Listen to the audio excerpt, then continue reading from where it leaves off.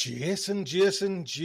Welcome to, the Mother Chucker's Garden Experience. I've got Jason Pope here. Jason, very nice to have you on, sir. Cheers, buddy. So good to be here. If folks don't know, Jason was one of the hallowed folks that came up. It must have been about a year there now, Jason, where must be now, we all got together and kind of just really spruced up, made it look way better than it was in my garden. And you and your good lady came up and kind of helped out, got stuck in there. And I honestly appreciated this day what everyone did for that, because it was just, I don't know if I would have bounced back, it was just like, when you get into that kind of slump, and it was just like everything was hurting. Do you know what I mean? Even that day, things were like hurting, and I was like, oh. But I was thinking, honestly, when I got you up there, well, I might not be able to stay all day, I might get tired, or I might get sore. And I didn't have that to worry, because you just finished within like a couple of hours and it was all done. I think you were surprised how many turned up, weren't you? Oh, hi. Yes, definitely. I think when we got there, and you were kind of doing a bit to camera as we were coming up, and we were coming up behind you, and you turned around, and there was the three of us there, kind of coming up behind you. And I think at that point you were like, it's almost a relief because there was somebody there. I was going to say, you never know. No, I got loads of emails, Jason, like saying, oh, yes. But then getting close to the end, I was also getting them, Tony, well, can it make that day? I've just realised we're doing this, we're doing that. And I was like, oh, well, but it would have made a great video. Nevertheless, if no one had turned up, I would have kind of, I would have had a good thumbnail out of it and a good video. But God, you're all rocked up and made it. Yeah. And I think that kick-started us, Jason, to be honest, to get it back. I think it's amazing how many people. Yeah, it was amazing how many people came up, to be honest. I think you had a lot of people from a lot of different places, a lot of people far away as well. I mean, people come down from Scotland. Crazy. I know. I was starting to sweat how much the drink spill would cost at the pub. That's what, It was starting to get to that kind of stage. Yeah. You know what I mean? But, did you go to the pub, did you? Or did you go home? We did, yeah. We come afterwards, yeah. It's quite a nice little place, that, next to the sea. Funny enough, we never go, because it's what's it called? The Shack. And it's one of those like container bars that are kind of open air and just made out of containers. And it's on a night time, it's all just not youngins, kids, but like a younger generation. And it's just like we never go. Do you know what I mean? But through the day, you get dog walkers in there, you get all sorts in. So it's a nice spot through the day, and I thought it would be ideal just to kind of go down there. Yeah, it's quite nice. It's an easy place to get to as well. So.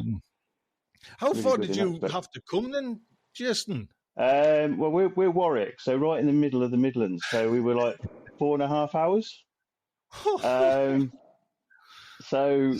And I think my car at the time was playing up as well. So I had an engine light on for pretty much the whole duration there and back. Right.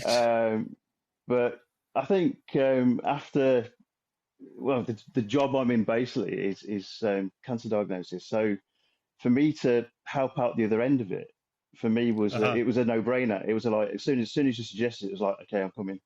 Didn't matter. Right. Yeah, heaven or horses, I was going to be up there with you. But it's just. That's lovely. I think it's very difficult, that perspective in actually seeing kind of the patient at the end of it. We don't see that in my job. We just deal with specimens and things that come down. So to actually enable us to actually help a person basically, and also you don't see something. You don't see patients, and you just see say samples of like tissue and stuff like that, and make. Oh, right. So everything you have taken off you or out of you, we basically see whether it's got cancer or whether there's anything else wrong with it. It's one of those. Right. It's one of those jobs that, although you don't see the patient, at the end of the day, you've made a difference to somebody, and I think that's important. I think. Oh God, I honestly, definitely. I would honestly walked around, totally oblivious. You know what I mean? And I know that sounds like weird, but it was only like a week or two before, or somewhere around when bless him, Steve passed, that I kind of seen Stand Up to Cancer. I don't know if it was like the cooking one where it says 1 in 2. And it was only say months away, and I was thinking, what? Did I get that right? 1 in 2 will get it. And it's just it's like, crazy, yeah. Then it all kind of came, flooding in kind of thing. And I was like, what? And then, like I say, Steve had it, and just Steve went, he wanted to keep everything quiet, bless him, and he wanted to just but he just went downhill so quick. I think he had probably one of the worst kinds by the sound of it. In terms of the survival rates for most cancers now, they're absolutely fantastic. We've done made a lot of difference. And mostly it's early diagnosis. So let's say if we get anything from this chat that we have, if you find something unusual on you, get it checked out, because early diagnosis is by far the easiest way to actually have a better chance of surviving. So mind it, I couldn't honestly, get across. No matter what you kind of say there, you know what I mean? When you hear those words, mother chucker, do you know what I mean? You just fall from a great height. You know what I mean? It's just like... It's absolutely horrible. I mean, my previous jobs, I was working in cancer research. So we did a lot of work with children. So kind of going around the children's ward at Oldham and places like that, where, you're seeing children potentially fighting for their lives. And then, unfortunately, we're getting to see the other side of it when they come through to the path lab side of things. It's awful. But, it's from that point I realised that I needed to be at least thereabouts within either cancer research or actually helping diagnose tumours and things. So that's kind of how I've ended up in what I'm doing. Kind of fell into it really, but I'm so glad I did. Oh, bloody hell, Jason. Boy, I can't thank you enough, you know what I mean, what you used to do, the whole kind of, the whole scenario setup of it, you know what I mean? Like you say, early diagnosis, and I'm the one, and it was thanks to my wife, I'm burying my head in the sand, and it was like, Melanie, go, just get to the, you know what I mean, that's not right. And then I was kind of talking to me physician, the surgeon, and he said, you get maybe like, say, one a week or one every fortnight, and he says, I've got one coming in, he kind of like exactly the same thing. And he described it as like I was a T1, and I think they were coming in as a T4. He didn't say anything else, he just said them numbers, and I was like, I said, all right, what? And he says, T1's all right, don't you know what I mean? T4's not sick, you know what I mean? You kind of you've left it kind of thing. And I was like, oh, crikey. Yeah. But it is amazing what some people leave, to be honest. But it's, I would say, for a garden chat, we've I forgot. Yeah. To be honest with her, I kind of, it is what it is. It's one of those, isn't it? Well, I'd say what you've just said there, though, if anyone just kind of just early diagnosis, just go, just get it seen. Do you know what I mean? Because like I always remember rocking up to the doctor, and I had to take a little sample. And do you know that sample you see when you go to the toilet after you've had a good night of beetroot? It was like that on a normal day. And as soon as she says, right, you know what I mean? And within within a few days, I'd seen the surgeon, and within I think a fortnight, the date was there to get in. Do you know what I mean? And did they biopsy you beforehand? I had a camera up the, you know what I mean, the little fella, you know what I mean? And I always remember the nurses saying wiggle your toes. So, aye. Anyway, I've just Men had. Are very good at, go on. I was going to say I've just had probably about 2 weeks ago now. Me a CT scan. I get them now every 6 months. And I've just had the second one. And, you know what I mean? The letter I was telling Melanie, the letter came just the other day. I've still got it. I've still got the bloody letter in my pocket. Yeah, I'm sure if anyone's going to just do an audio here. That's the letter. And 7 words, Jason. That's all it says. Before you find out. Do you know what I mean? I'll read it because I was so impressed with it. Because I was thinking, if you get too emotional because you honestly, you chew yourself up when you get you know what I mean? When it's the fortnight in between the CAT scan and the result that you just can't think of anything. But it just said there, your latest CT scan is all clear. That's the first 7 words. That's all you want to hear, really. That's it. And you just, you know what I mean? So whatever else came after, I didn't read it. I was just like, thank God for that. You know what I mean? I was thinking if it was going to be paragraph after paragraph, and then it was mixed in. Oh, I might horrible. have to read it a few times, get my wife, but no, and then just try and figure it out. Yeah. So that was just. I mean, excellent. that side of things is so good. I mean, I think some of the problem with the job I'm doing is that you get so many people coming through now with screening and just trying to, in effect, go through tests to make sure that they haven't. That we get a lot of incidental stuff. So you get something's taken, and there won't necessarily be anything there. But I think there's almost an emphasis on a patient having a sample taken if they've gone through a procedure. So unfortunately, you've got a lot of people, I think, at the end of it, terrified where potentially there's probably nothing wrong. And unfortunately, the consultants aren't very good at saying that when you actually say having the test if you've got an endoscopy or something. So they're not very good whilst you're in there. They really make sure that they've got that kind of last what's the word? They get the diagnosis before they actually make any decisions. So even though if they don't potentially see anything. Well, what that was with me as well on the same kind of theme, though, Jason. I went, for me first, once they realised, a CD scan, the kind of centres for it. Then there was it shows up, it's the gold standard of the gold medal of a test or whatever. She says, we'll see everything. So there was something on my neck and there was something on my lung. Do you know what I mean? Just things that weren't kind of sitting right. And I was like, 3 things? Do you know what I mean? So, but again, you get this, so they kind of rule it out. And I actually had a little operation to take half my thyroid off. He says, might as well. Do you know what I mean? So, mind you, getting that was a walk in the park compared to the bladder, prostate, and glands removed. Mother chucker, that was like going to the dentist was worse. Do you know what I mean? The dentist was worse the other week than that.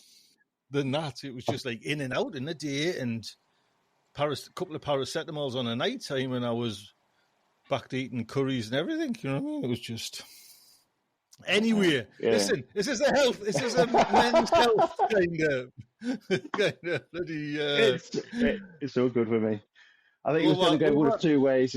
It's definitely going to be either chilies or it's going to be down the halfway, but especially with me. Well, I'll tell you what, we'll kick off then, Jason. Just have you had? I'm interested to find this as well. Have you had a weird year as well? Because I know you grow kind of all sorts. So has your year been strange? I think for the majority of things, yes. I think a lot of my stuff has been my own fault, though. So I've started things, as an example, I started my tomatoes way too late, I think. And I got those in the ground and outside. And again, growing tomatoes outside isn't always best. But the problem is because I started them so late, that by the time they got to a stage where they were giving me decent fruit, that blight had started to come in. And even the Crimson Crush and the Crimson Cocktail that I grew this year, even they were kind of succumbing quite quickly to it. So I kind of wrote the tomatoes off. The only thing I've had really a bit of Brad's Atomic, which I had in one of the houses.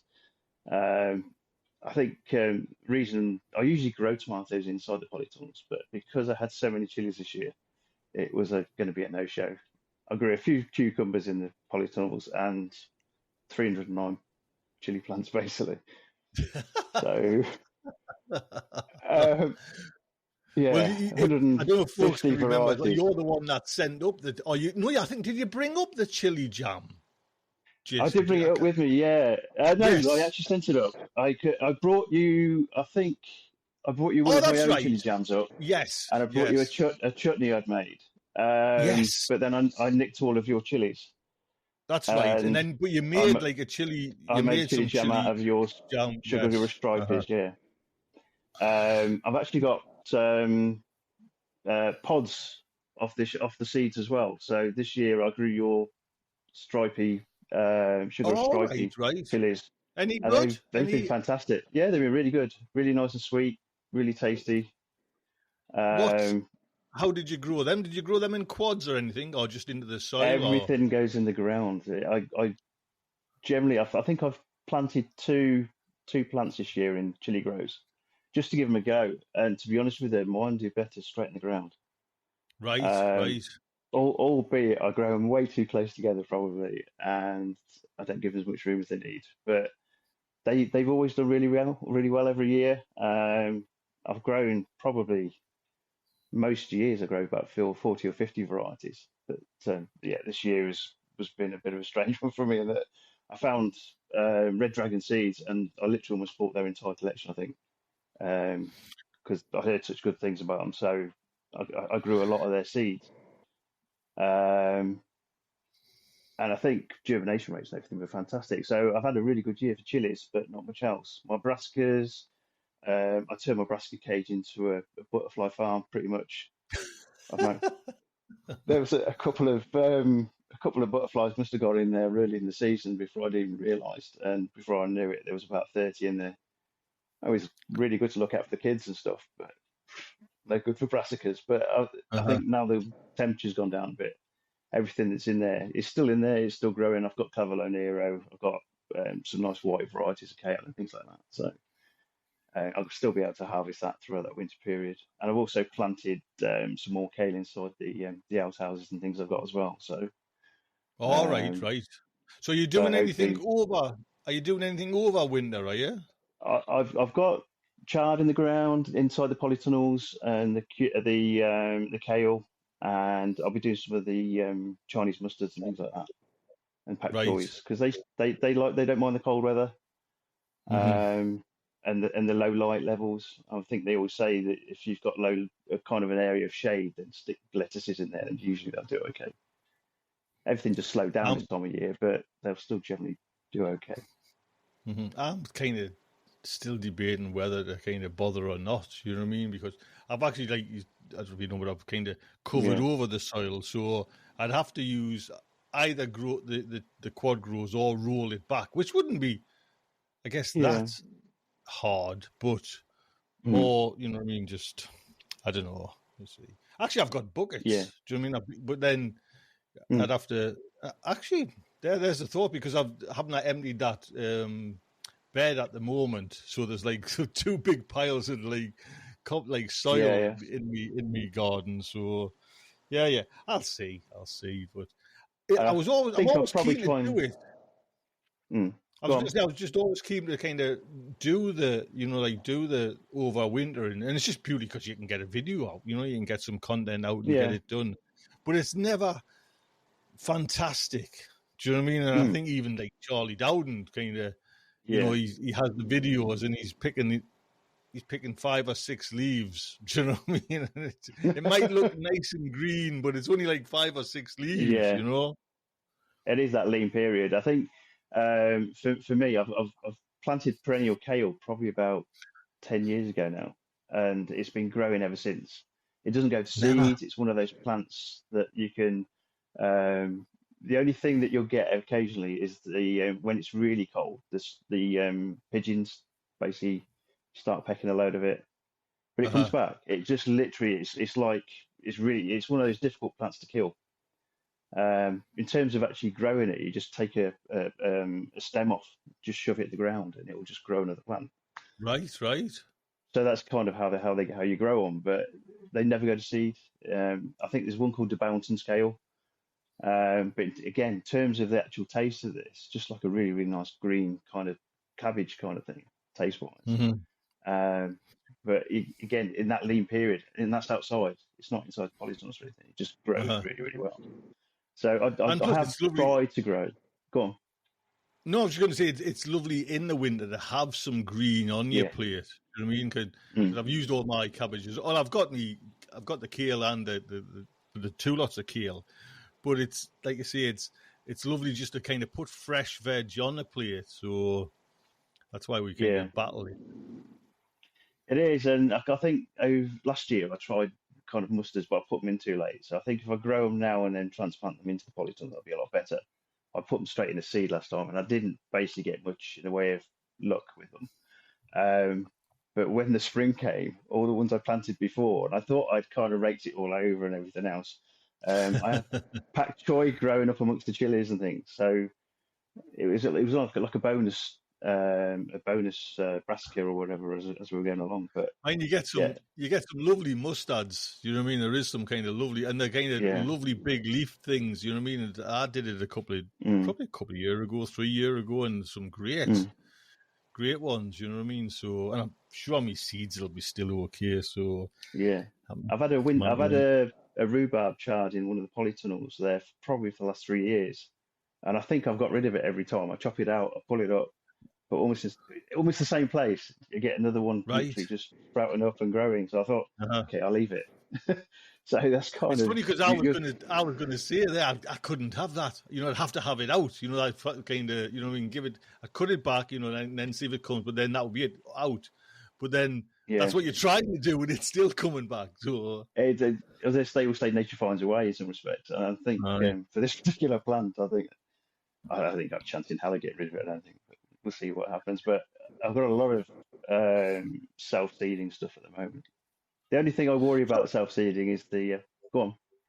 No, go on. Tell us about the self-seeding. I'd say the only ones that I worry about self-seeding is the poisonous plants that I've growing.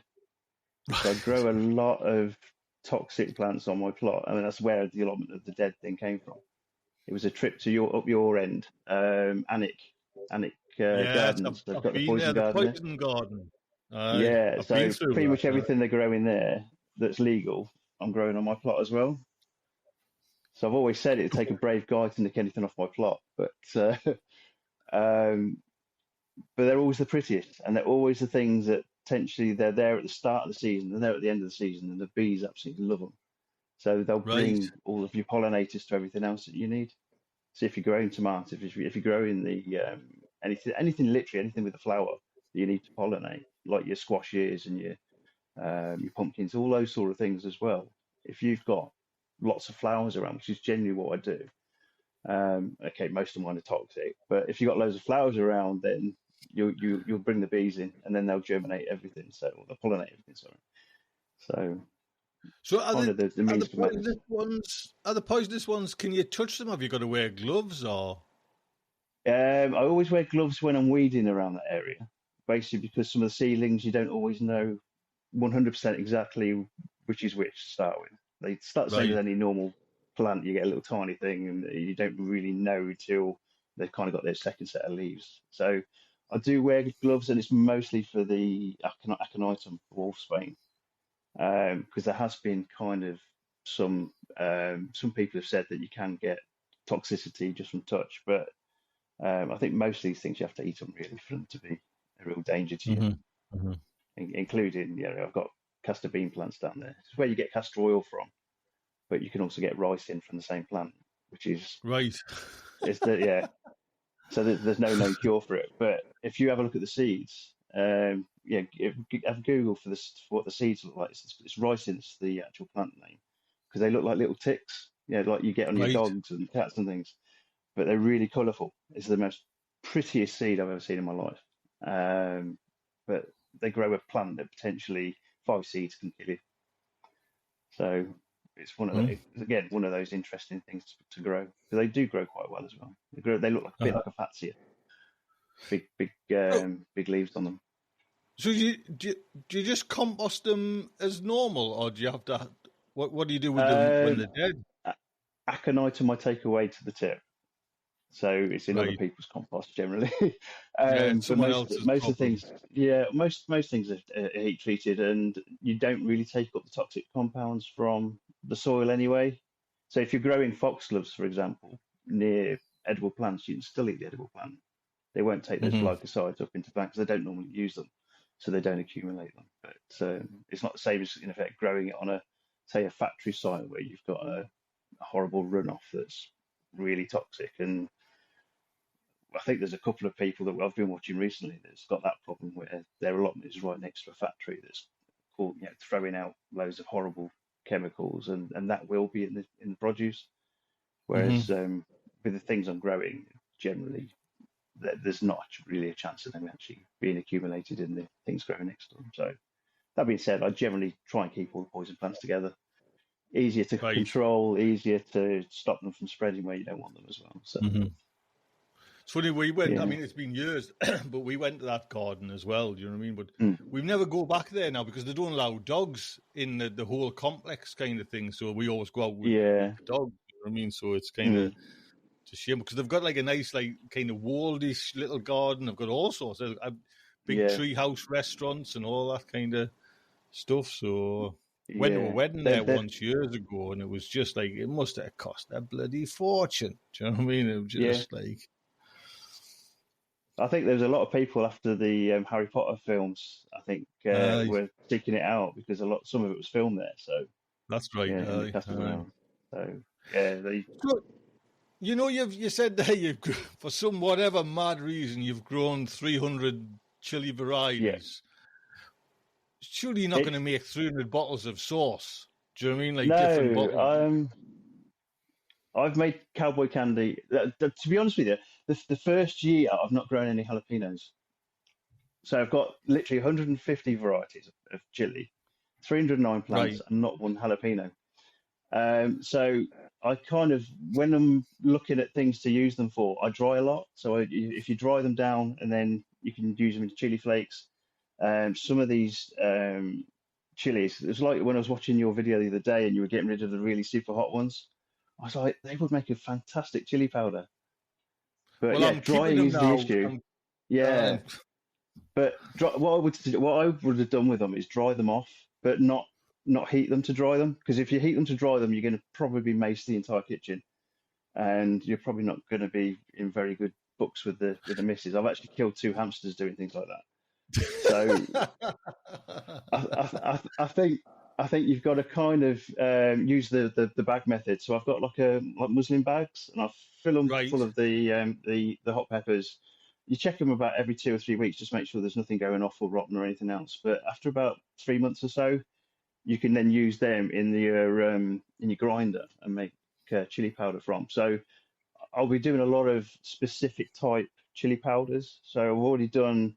There's a variety from Transylvania. I can't remember the name of it now. It's one of my videos, but I've made, it's almost like a paprika powder. The flavor is so sweet and it's so hot. It's like a hot paprika. But the varieties that I've done, I think you can get a massive variety of different flavored chili powders. So that's one of the things. I've done the cowboy candy I've made out of vampire chilies this year, which is another Annam variety of chili. It's not a jalapeno, but it's kind of similar in that it's slightly hotter, but in terms of the actual kind of flavor and things like that, it's just the same. And I've probably made at least 3 or 4 batches of jam already this year. So and I've literally had my hand almost bitten off me for my work colleagues and stuff. I do give a lot away. They've always suggested that I sell it, but the minute you start selling something, I think you've got to kind of look at, I don't know, public liability insurance and stuff in case you kill somebody. But in terms of the chili jams and stuff, they've absolutely really go down well. And it was just yours was amazing. Do you know what I mean? It was absolutely fantastic, and mine was, cause mine had a bit more pork to it because there were them other ones. I don't know what you used the first time, but mine had like a little bit more heat, the one you send up. And because I was that was your sugar rush. Yes, and it was lovely. Absolutely lovely. Do you know what I mean? So I haven't made any jam. Like, I don't think I've actually made jam, but funny enough, Jason, there is honestly a pan on the stove, the jalapenos, you know, them expensive ones I got, I kind of showed, they're chopped up there now, ready to roll with me ingredients. So when we've finished, I'm just going to walk down, switch the cooker on, and that's what I'm doing, is making some more, because cowboy candy. You hear this name like cowboy candy and you're thinking, what is that? But just so nice. Do you know what I mean? You can just throw it on anything, you know what I mean? And it's just lovely, you know what I mean? So, and the other things you can make. I was just going to say, what you call them, jalapenos, chili chums, mother chucker, they were hot. Do you know what I mean? They were just like, so I don't think these ones will be as hot, you know, what I bought. Well, they're generally, I think, if they're selling for the general public, generally they don't sell the really hot ones. There's very few really hot chilies sold to general public. I think you get Scotch bonnets. And I think Tesco's for a while was selling a variety called Komodo Dragon, but they just sold them as super hot chilies, and they're about probably slightly hotter than a Scotch bonnet. But I think that generally the general public won't really go for really hot because the majority of people can't really handle it. And to be honest with you, this year I've not been able to handle it myself. I've had a lot of issues with some of the really hot chilies I've tried tasting, to the point where you almost get like an indigestion straight away afterwards. So I've been a little bit of a wimp over the last few weeks. That being said, I've still got a lot to harvest now, and I probably still will do a few more kind of raw tastings of what I've got. So, mind you, I've had with the quads, I've had an absolute cracking time. You know what I mean? Everyone's been a belter, and even like it was such a rocky start. Do you know what I mean? But they all came good once honestly, I know that sounds, but once I swapped over that compost, they all just pricked up. You know what I mean? And kind of away they went, and every so you didn't get on with the silver grow. Well, the kind of there was it was John who actually came up as well to the help out with the garden. He got in touch with them and kind of had like and they were open and honest. And he sent batch numbers and that and all this, and then they realised there was something there was something missing from the feed or something like that, something leached out or something before it left. So because they did samples, and there was, and JB had an old batch which was still pristine good. Do you know what I mean? So obviously they're a good company and they kind of held up their hands for this like batch that leak got out. But it's as soon as I kind of swapped over, we were great. You know what I mean? We're off and we're rolling. And I've still got the piri piri to pick, and I've got them hot ones, and I've got them Burt ones to pick as well. So, but I was just thinking there when you're saying you're making, if you turn like a super hot into a powder, that powder must be stupidly hot. It's one of those things to use sparingly, but it depends what you put it in. To be honest with you, you can actually mix it with things like paprika and stuff like that, and you can almost make like a chip topper. You kind of just to kind of sprinkle it, but it depends how much you add. That's always the thing with it. If you kind of know what you're dealing with, you know potentially how far you can go. That being said, I probably have ruined quite a few dinners with probably adding too much. I remember making jerk chicken once when I'd used actual raw chilies, and I'd used 2 Orion chilies, which are kind of this sort of size. They're hotter than a Scotch bonnet. And when you put them into the cooking, if you leave them whole, you're supposed to just get the flavour. And the flavour of these chilies is absolutely fantastic. It's really sweet, and you got that nice fruitiness. But if they break, or you cook them too long, then they can render down, and you end up, that heat just literally goes over the entire thing. And I think there's quite a few people that actually had that jerk chicken, and they were like, they were probably suffering at both ends. Probably for the next probably for the next 3 or 4 days. Yeah, it was one of those things that, in hindsight, you think, okay, maybe it wasn't. I like when you just said there, though, you're getting indigestion. Do you know what I mean? Because it kind of, I just think that's fun. So, are you an early planter with chilies then? Do you kind of, because we did last Previously, year. I hadn't been. Silly January. Yeah, I started it first week in January. Yeah, I started January 1st, I think, around that time, planting the seeds originally. And then, if you can imagine, the amount of seedlings I had. The upstairs bedroom, the wife literally turned it into a jungle, I think, for probably 3 months before I managed to take them down to the plot. But there is always that fear, when you're taking kind of little tiny seedlings down to a plot with still cold weather around. I knew straight away I was probably going to end up killing some. So I kind of held off taking them down because the previous year I'd lost almost half the plants. So this year they've done really, really well. But again, I've taken them down probably too early. And then it didn't help that I'd actually used, the greenhouse heaters. I'd managed to set one of them up, and I'd set it up either too high or too low, and I ended up with soot all over the inside of the polytunnel. So I've been trying to clean that. At the moment, if you look at my plot, you'll see there's a grey polytunnel and there's a white polytunnel, because I've basically covered them with soot. But is this like a paraffin heater one? It's those things with the double paraffin things with the metal thing on the top. Yeah. And I think one of them had blown itself out, and the other one was up too high, and it's for some reason it basically put out a load of soot instead of just heat. I probably should have changed the wick slightly or something like that. But they're supposed to burn for 36 hours. But I I've think if never I'd left it tried. 36 I've hours, never. I've never tried. I wonder how much that would cost them, because if we start, you kind of start January, yeah, then and you're not taking till say mid-April, possibly. yeah, Even some May. early That's May. a long. You know what I mean? That's a few It gallon of is a long paraffin. time. You know what I mean? You kind of Yeah, so that's what I say. This year, I spent probably all the money on them on grow lights, all the grow lights at home. Um, there is no alternative really for that kind of sunlight, though. If you can get them down the plot somewhere warm, then fine, great. The sunlight will always do better. But the that cold, even though we're in the Midlands, it was still probably 4 or 5 degrees way up until the end of April, early May, and the Mhm. chilies just didn't like that at all. So again, they knocked them back probably a month or so before they started growing back in earnest. But I've had Mhm. really good chilies still, really good harvest. They've done remarkably well considering I'd knocked so many back right at the start. What's But been yeah, your in best terms of crop? cost of What's been paraffin, your? in, I was in going to say, in what's terms been of your best? paraffin use, I didn't use that much.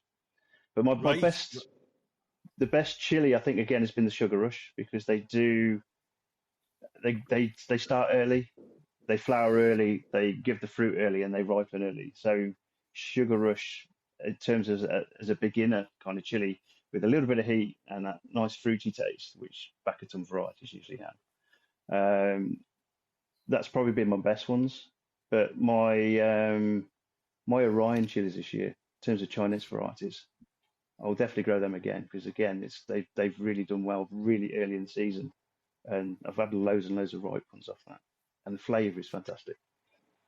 I got to But know, Jason. I got a load of them, from the Dragon Seed Chili Seed Company. I got all like yeah, the space ones that had been in, and I never actually sown do you any. not Do plant you know what them? I mean? I had all the kind of, because I'm a space buff myself. You know what I mean? I love kind of Yeah. science fiction. I just got all. I thought, oh, right, strains Did that you have get all been up 10? in space. I think so, and they must be still kicking around somewhere. But I don't Yeah, know. they are really good. They're quite mild Uh, chilies. I planted all 10 this year, so all 10 have come up, and they're still giving fruit now. I mean, I've got the solar flare one that is still giving really nice fruit. There's a big bang one, which is kind of a good 12-inch long chilies, but heat wise, not as much as a jalapeno generally. You usually right. get the odd one you get the odd surprise, um, but majority of them, yeah, of all the 10 are pretty nice, flavoursome, and I'd use them more as a sweet chili myself. But then I like a little bit of heat, so. Uh huh. But they are really good, Where really would you good. Where would you put your Sugar Rush then? In what kind of heat category are them? The peach stripy ones? They're, I reckon they're only between 20,000 and 50,000. So they're not. So your jalapeno 7,000, so about 4 times hotter than that. I'll say. So I'd still consider them mild, considering the ones I grow. Mm-hmm. Um, I mean, I've got some that are 2.5 million. I mean, Dragon's Breath this year. I did a video tasting that, and I roped some of my colleagues in, and I'm not sure they realised as to how much or how hot this was going to be. So quite a few of them, I think, after the fact, they were like, Why did I do this?" Because Uh-huh. some of them the day after were still not right. They still hadn't settled down. Never. But it's about the same as a Reaper. So the Dragon's Breath chili that you can get it's about the same as a Reaper. Right, And right. the heat is just it's one of those chilies that I don't know if you've had something so hot that you kind of contemplate your life choices and and try and get perspective on what to do next because I tasted this chili and the next thing you see me on the video run out to the kitchen and I'm getting milk basically filling myself up with milk and I've literally got my head in the fridge going how do I get to A&E knowing full well that potentially, if I got to A&E, all they would do is give me milk, because there's not much you can do to get rid of chili. That capsicum kind of it's basically the chili's way of stopping you from eating it, really.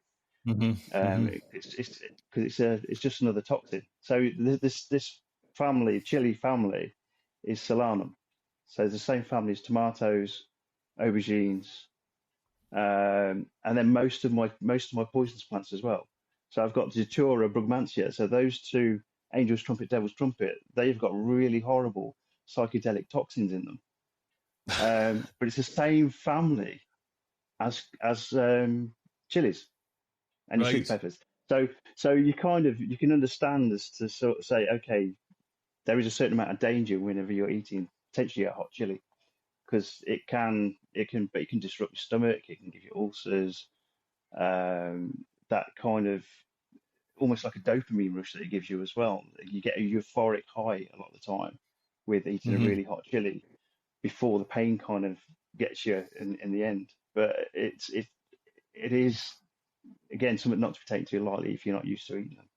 And I think this year for me, I bottled it, terrible. didn't I? I bottled it, and I took the seeds out of them high and yellow ones, and they've made actually a lovely like hot sauce, like a normal hot. I wouldn't say like hot sauce, but like a nice hot sauce where, you can quite easily eat it. But I know we had them last night on chicken wings. We had the family all together and we did chicken wings, and for some it was just way too hot. Do you know what I mean? It was like.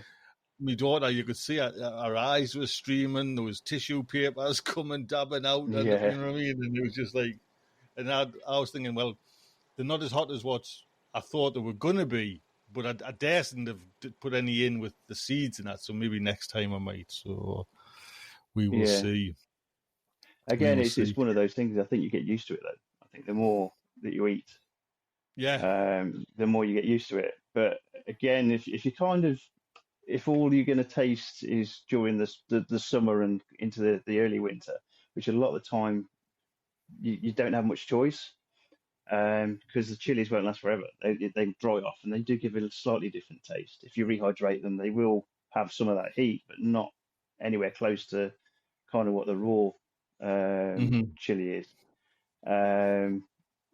But you kind of, the more you taste during that time, the more you get used to it. But for me, especially this year, I don't know. Even the really milder ones, I've had trouble with those this year. I don't know, for some reason. Maybe it's this weird weather. It's just some of the ones I was expecting to be kind of jalapeno levels just haven't been. They've been way hotter. Right. They reckon if you change the water in, sometimes that can have an effect on the heat. So if you restrict the water, stress them out a little bit, then sometimes they can get hotter.